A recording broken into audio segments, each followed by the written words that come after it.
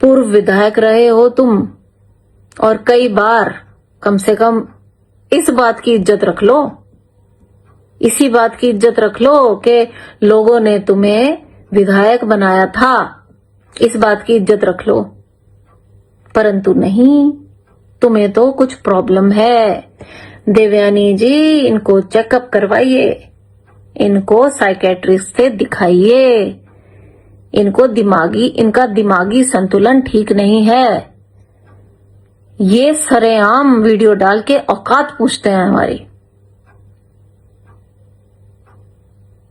हद कर दी है इन्होंने। सब देख रहे हैं, खैर सब लोग देख रहे हैं कि तुम कितनी नीचता पे उतरे हुए हो। एक स्वघोषित राजा ये कहता है कि सोनिया शर्मा कौन है, उसकी क्या औकात है, क्या वो कोई नेता है जिसे गनर मिले हुए हैं, ये सब कह रहा है। तो उसे बता दूं कि मैं उसकी पत्नी हूं जिसने तुझे तेरी औकात दिखाई थी 2022 में, और बार बार दिखाता है। जब जब तू उसे ललकारता है ना, तो वो तुझे तेरी औकात याद दिला देता है। मैं वो हूं, उसकी पत्नी हूं। और मैं किस खानदान से आती हूं, कहां से बिलोंग करती हूं, ये सब मैं आज तुझे बता ही देती हूं। इसलिए बार बार किसी को ललकारना ठीक नहीं होता। ये हमारे बारे में गलत अफवाहें फैलाते हैं कि इनका तो पता ही नहीं है, ये कहां से हैं, कभी यहाँ कभी वहां, इनका मालूम ही नहीं है ये कहां के रहने वाले हैं, कौन है, कहां से आए हैं। इस तरह की अफवाहें क्षेत्र में फैलाते हैं ये हमारे खिलाफ। पता नहीं इनको उससे क्या मिलता है, क्या हासिल हो जाता है, ये मैं नहीं जानती। चूंकि विधायक जी क्षेत्र में नहीं थे, कानपुर की तरफ नहीं थे, तो वहां पे एक पगड़ी जो संदीप सैनी जी के पिताजी की पगड़ी थी, उसमें विधायक जी की जगह मैं गई। वहां पे मैं पहुंची, वहां पे बिन बुलाए मेहमान प्रणव सिंह भी पहुंच गए थे। चलिए सुख दुख में आ जाते हैं, कोई बात नहीं है। पता नहीं पहले तो आते भी थे या नहीं, परंतु जब से हम क्षेत्र में आए हैं, विधायक जी हर एक इंसान के सुख दुख में जाते हैं, खड़े रहते हैं साथ। तब से ये भी शायद आने लगे हैं कुछ समय पहले से। तो ये वहां पहुंच गए, कोई बात नहीं, किसी ने कुछ नहीं कहा। जब वापस जाने लगे तो मेरी कार को देखकर, जो बाहर खड़ी थी उसे देखकर तमतमा गए और चिल्लाने लगे, हम राजा हैं, हमारे क्षेत्र में ये कौन आ गए, इन्हें बाहर निकालो। इस तरह की बातें करने लगे और 6 बंदूकधारियों को मेरी गाड़ी के आगे खड़ा कर दिया। अपने ड्राइवर को बोलने लगे कि टक्कर मारो इसकी गाड़ी में, टक्कर मारो इसकी गाड़ी में। एक गाड़ी पीछे लगा दी, एक मेरी गाड़ी के आगे लगा दी। उस टाइम 6 बंदूकधारी खड़े कर दिए। मेरे साथ तो एक ही था, एक ही छोटा लड़का मेरे साथ था जो जिसके हाथ में बंदूक थी। वो अड़ के खड़ा हो गया तुम्हारे सामने, और गांव वालों ने मिलकर तुम्हें भागने पे मजबूर कर दिया। तुम चीख चिल्ला के वहां से भाग गए और मुझे सम्मान से बिठाया और बताया कि हमने इसको नहीं बुलाया था, ये खुद आया था।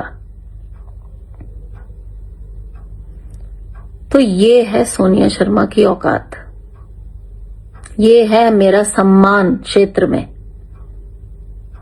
तुम्हें तो भगाया और मुझे वहां बिठाया, मुझे सम्मान दिया। ये है मेरी औकात। और मेरे पति की औकात और हैसियत के बारे में तो तुम अच्छी तरह जानते हो। यही तो तुम्हारा सबसे बड़ा दर्द है, यही तो तुम्हारी सबसे बड़ी तकलीफ है। जब से हम इस क्षेत्र में आए हैं, जब से उमेश जी विधायक बने हैं, तब से तुम्हें चैन नहीं है।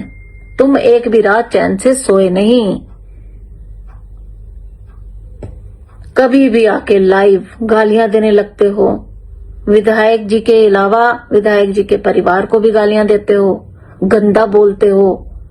शर्म नहीं है तुम्हें, बिल्कुल शर्म नहीं है। बेशर्म आदमी हो तुम।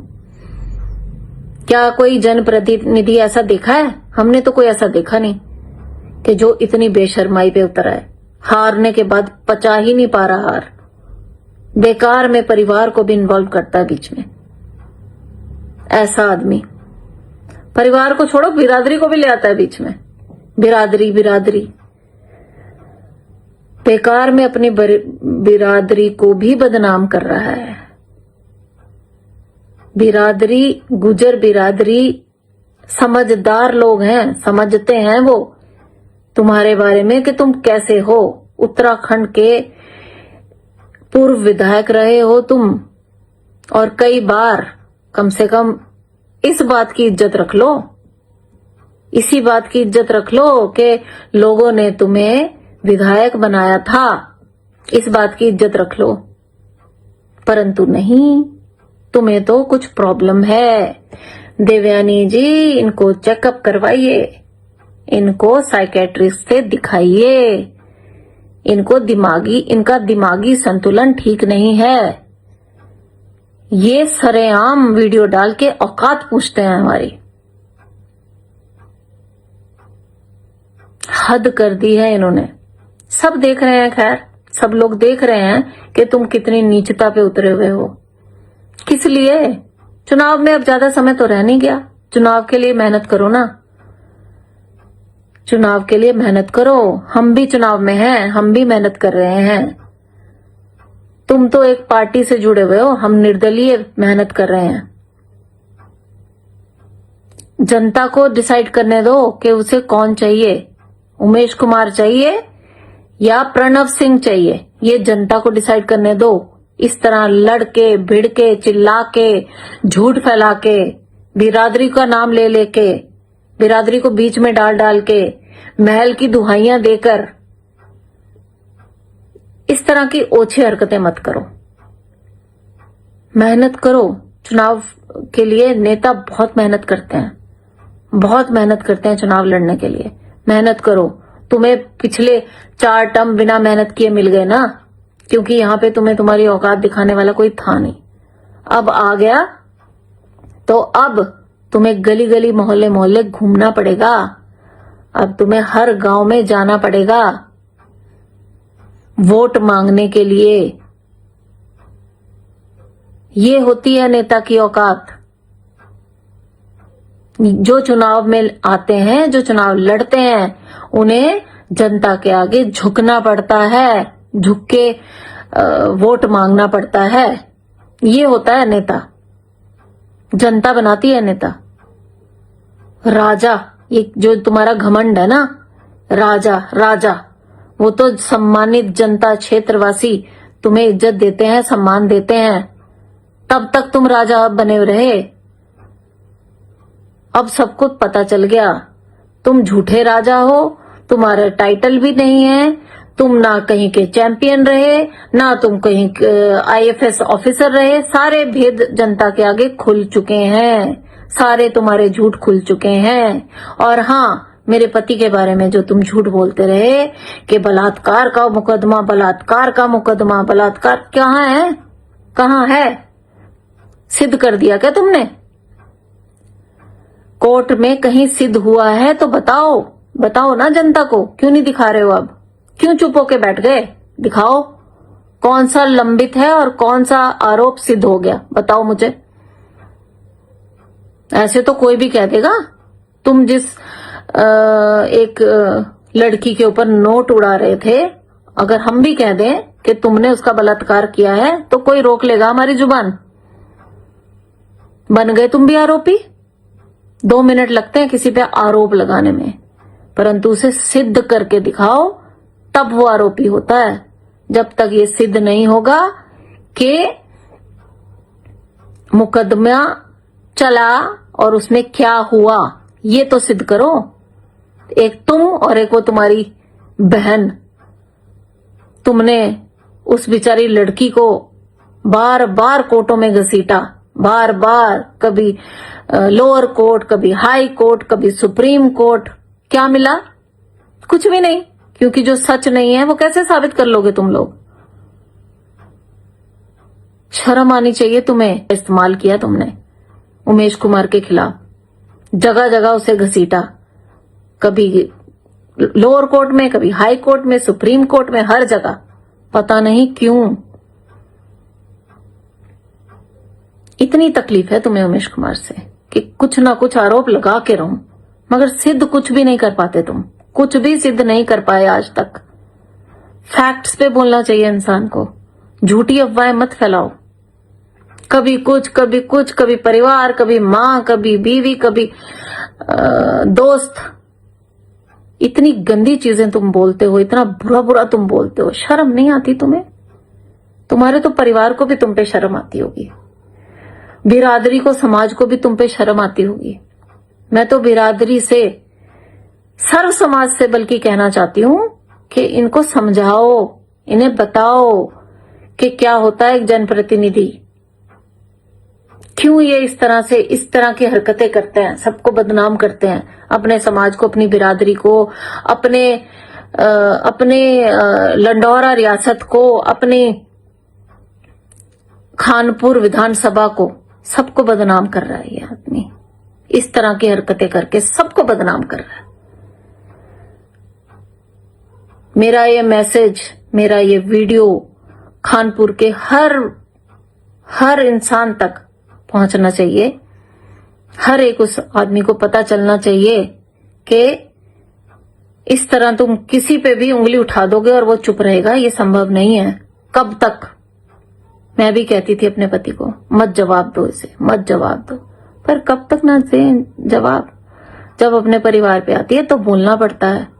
अगर तुम्हारी पत्नी की गाड़ी को इस तरह रोका जाए और वहां पे बदतमीजी की जाए लोगों के साथ, वहां पे तुमने ये तक बोला ब्राह्मण बनियों को यहां से भगाओ, ये तक बोला कि यूजीसी आ गया है, अब ब्राह्मण बनियों को यहां से भगाओ।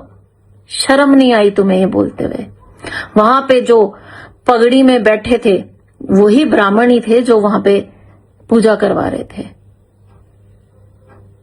तुम्हें शर्म नहीं है?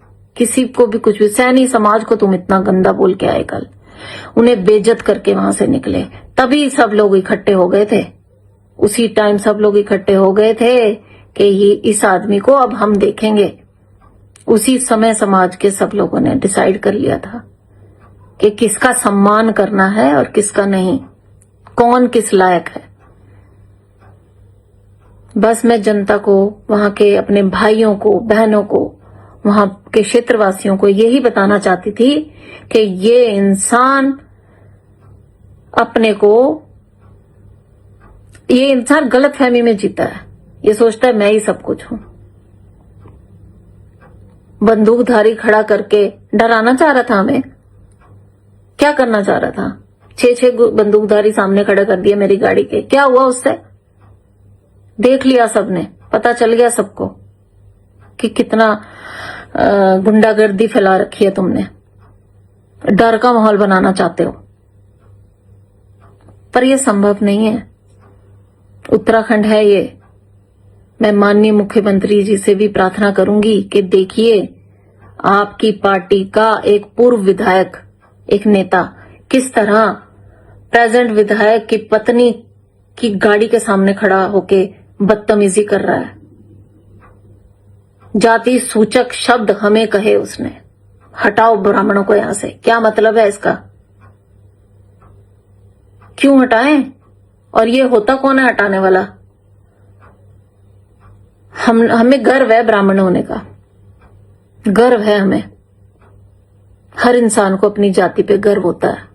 और ये वहां कह रहा है, इतने सारे लोगों के बीच में बोल रहा, क्योंकि किसी के यहां पगड़ी चल रही थी, एक शोक सभा चल रही थी, उसमें किसी ने जवाब देना ठीक नहीं समझा कि भाई किसी के कार्यक्रम में, पगड़ी के कार्यक्रम में ये तो सिरफिरा है, कुछ भी बोलता है, तो क्यों हम इसको जवाब दें? किसी ने कुछ नहीं कहा, मगर नोट सब करते हैं लोग। सब ने नोट किया, सब ने नोटिस किया कि ये क्या बोल के गया है और क्या ये दिखाना चाहता है हमें।